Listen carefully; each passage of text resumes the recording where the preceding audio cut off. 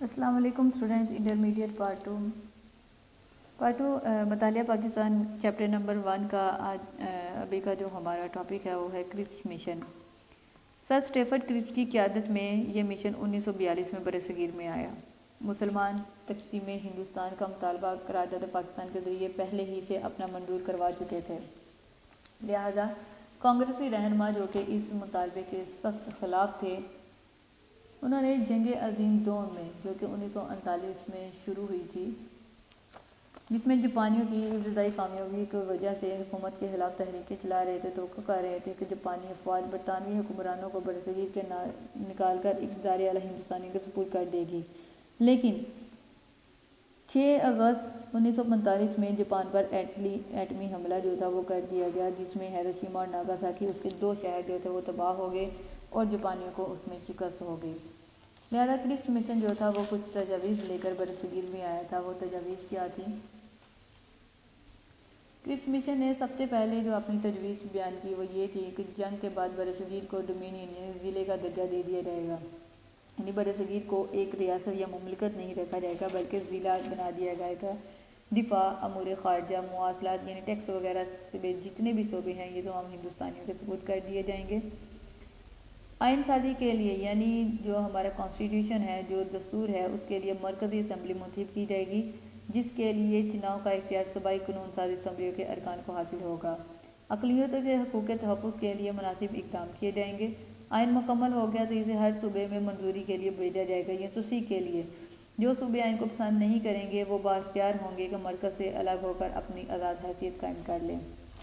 اب اس پر جو جب کرپس مشن یہ تجاویز لے کر آیا تو برصغیر میں جو سیاسی جماعتیں تھیں ان کا اس پر رد عمل کیا تھا؟ قائد اعظم اور آل انڈیا مسلم لیگ نے کرپس مشن اور حکومت برطانیہ کا شکریہ ادا کیا کیونکہ ان کا مطالبہ ماننے کا اشارہ تجاویز میں موجود تھا، یعنی مسلم اکثریت والے صوبے آئین کو مسترد کر کے اپنی الگ حیثیت جو ہے وہ قائم رکھ سکتے ہیں، کیونکہ کرپس مشن نے تجویز دی تھی کہ جو صوبہ آئین کو پسند نہیں کرے گا وہ بااختیار ہوگا کہ وہ اپنی الگ ریاست بنا لے۔ لہذا قائد اعظم کو اس بات کا احساس ہوا کہ برطانیہ نے یہ تجویز اچھی پیش کی ہے، کیونکہ مسلمان اپنے کے صوبے جو ہیں وہ اس آئین کو مسترد کر کے اپنی جداگانہ حیثیت قائم کر لیں گے اور یوں پاکستان کی تحریک کا جو امکان ہے وہ موجود رہے گا۔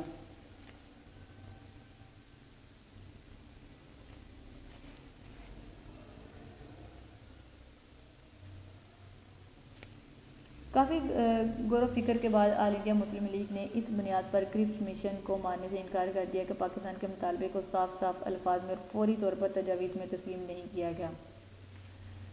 گاندھی اور اس کی سیاسی جماعت انڈین نیشنل کانگریس نے تجویز کو مسترد کر دیا۔ انہوں نے صوبوں کو آئین کے مسترد کرنے والی اختیار کو سخت ناپسند فرمایا کیونکہ وہ نہیں چاہتے تھے کہ مسلمانوں کو کسی بھی طرح کا کوئی بھی اختیار دیا جائے۔ کانگریس جنگ عظیم دوم میں انگریزوں کے اکھڑتے ہوئے پاؤں دیکھ چکی تھی، اب برصغیر کے مستقبل کا فیصلہ انگریزوں کی بجائے جاپانی کریں گے۔ کرپس مشن تجویز ناکام ہو گئی۔ کرپس نے ناکامی کی ذمہ داری خود قبول کی اور کسی بھی جماعت کو اس کا ذمہ دار قرار نہ دیا۔ اس کے بعد شملہ کانفرنس 1945 میں منعقد کی گئی۔ اب شملہ کانفرنس جو منعقد کی گئی تھی اس کا پس منظر کیا تھا کہ 1942 میں کرپس مشن کی ناکامی کے بعد انڈین نیشنل کانگریس نے حکومت برطانیہ پر دباؤ ڈالنا شروع کر دیا کہ وہ ہندوستان سے اپنا اقتدار ختم کر دے اور اختیارات اکثریتی جماعت کو منتقل کر دے۔ گاندھی نے اپنی تحریکوں کو تیز تر کر دیا، عوام کو کہا کہ وہ عدالتوں دفتروں کا بائیکاٹ کریں۔ سول نافرمانی کی تلقین کی گئی۔ جلسوں جلوسوں کے ذریعے سے اپنی قوت کا بھرپور مظاہرہ کیا گیا۔ گاندھی نے ہندوستان چھوڑ دو تحریک کا آغاز کیا برطانیہ کے لیے۔ گاندھی اور اس کی جماعت کو یہ توقع لگائی بیٹھی تھی کہ جنگ میں برطانیہ کو شکست ہوگی تو مسلم لیگ کو وہ نظر انداز کرتے ہوئے حکومت کو جھکانے کا ہر حربہ استعمال کر کے خود جو ہے وہ جمہوریت پر اقتدار پذیر ہو جائیں گے۔ توقعات پوری نہ ہو سکیں۔ جنگ کا پاسا پلٹ گیا، برطانیہ اور اس کے اتحادیوں کے حق میں پلٹنے لگا۔ جاپان کو شکست ہو گئی اور برطانیہ دوبارہ سے جو تھا وہ جنگ جیت گیا۔ لہذا گاندھی جناح مذاکرات ہوئے۔ گاندھی نے جناح کو مشترکہ جدوجہد میں شامل ہونے کی دعوت دی، لیکن قائد اعظم محمد علی جناح دور اندیش تھے۔ انہوں نے گاندھی کی اس سازش کو جان لیا اور اس کی باتوں میں نہ آئے۔ پاکستان کی تحریک کے علاوہ کسی بھی دوسرے فارمولے پر غور کرنے سے قائد اعظم محمد علی جناح نے انکار کر دیا۔ اب کرپس مشن کے بعد پھر ایک برصغیر میں برطانیہ حکومت کی طرف سے آیا ویول پلان۔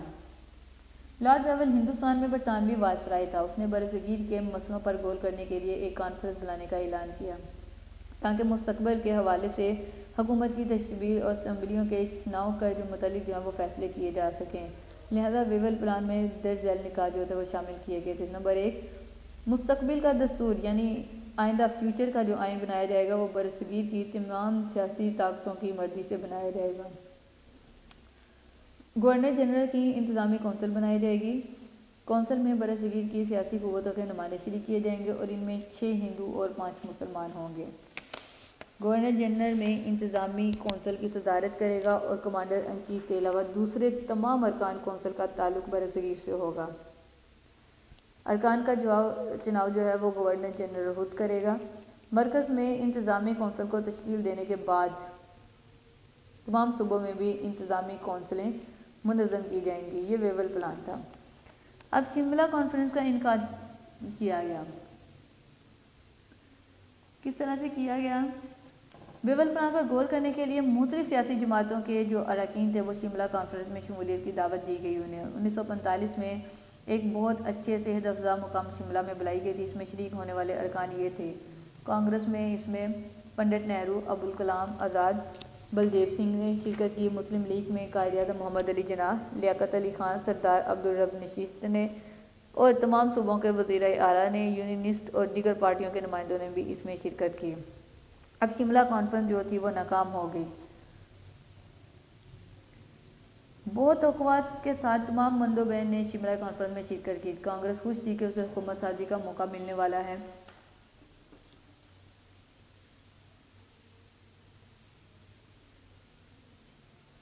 البتہ اس نے کانفرنس میں شرکت سے پہلے ہی یہ بات واضح کر دی تھی کہ وہ برصغیر کی تقسیم کے کسی فارمولے کو نہیں مانے گی۔ حکومت سازی کی گفتگو کا آغاز ہوا۔ 5 مسلم وزراء کی نامزدگی کا مسئلہ پیش ہوا تو قائد اعظم کا موقف تھا کہ 5 مسلم وزراء کو مسلم لیگ نامزد کرے گی، لیکن کانگریس چاہتی تھی کہ ایک مسلمان نشست اسے ملے اور اس پر ابوالکلام آزاد کا تقرر ہو۔ قائد اعظم ڈٹ گئے کیونکہ وہ صرف اور صرف مسلم لیگ کو مسلمانوں کی واحد نمائندہ جماعت مانتے تھے۔ وائسرائے نے ابوالکلام آزاد کے بجائے پنجاب کے وزیر اعلیٰ اور یونینسٹ کے سربراہ ملک خضر حیات کی نامزدگی پر قائد اعظم کو راضی کرنا چاہا، لیکن وہ اپنے موقف پر قائم رہے۔ وہ چاہتے تھے کہ حکومت اور کانگریس صرف مسلمان لیگ کو مسلمانوں کی نمائندہ جماعت کا حق دے۔ تینوں فریق متفق نہ ہو سکے اور شملہ کانفرنس کوئی نتیجہ حاصل کیے بغیر ختم ہو گئی۔ کانگریس کی ناکامی کی ذمہ دار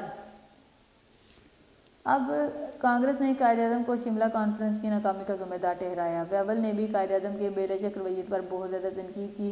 قائد اعظم نے ایک اخباری بیان میں کہا کہ شملہ کانفرنس میں پیش ہونے والا ویول پلان دراصل وائسرائے اور گاندھی کا پھیلایا گیا مشترکہ جال تھا، جس میں وہ مسلمانوں کو پھنسانا چاہتے تھے تاکہ وہ پاکستان کے حصول میں کبھی بھی کامیابی حاصل نہ کر سکیں۔ بظاہر نتیجہ نکالا جا سکتا ہے کہ قائد اعظم کے سخت اور بے لچک رویے کی وجہ سے بات آگے نہ بڑھ سکی، لیکن آنے والے سالوں میں یہ ثابت ہو گیا کہ قائد اعظم محمد علی جناح جو تھے وہ صحیح تھے، جس میں عام انتخابات 1945 اور 46 کے نتائج نے ثابت کر دیا کہ مسلمان صرف اور صرف مسلم لیگ کے ساتھ تھے۔ انہوں نے کانگریس، یونینسٹ پارٹی اور مسلم مذہبی جماعتوں کو مسرد کرتے ہوئے مسلم لیگ کو ووٹ دے کر اپنے مکمل نمائندگی کا اختیار دے دیا۔ انتخابات کے نتائج نے قائد اعظم کی فراست اور ان کے موقف کی صداقت کا جو ثبوت تھا وہ فراہم کر دیا اور ان کی دور اندیشی کو جو تھا وہ ثابت کر دیا کہ قائد اعظم محمد علی جناح نے بالکل صحیح فیصلہ کیا تھا کہ وہ کسی بھی طرح سے مسلمانوں کی جو نمائندگی کا حق ہے وہ کسی دوسری جماعت کو نہیں دے سکتے، تاکہ مسلمانوں کا موقف جو ہے وہ ایک رہے اور وہ اپنی ہی جماعت کو سپورٹ کرتے ہوئے الگ پاکستان کو حاصل کرنے میں کامیابی حاصل کریں۔ ہمارا یہ ٹاپک جو ہے یہ یہیں پر کمپلیٹ ہوتا ہے، جس میں ہم نے دیکھا کہ کرپس مشن آیا، اس کے بعد پھر شملہ کانفرنس ہوئی، ویول پلان آیا اور کس طرح سے مسلمانوں کو ہر طرح سے پاکستان حاصل کرنے کی جو کوششیں ہیں ان سے دور ہٹانے کی سازشیں کی جاتی رہیں۔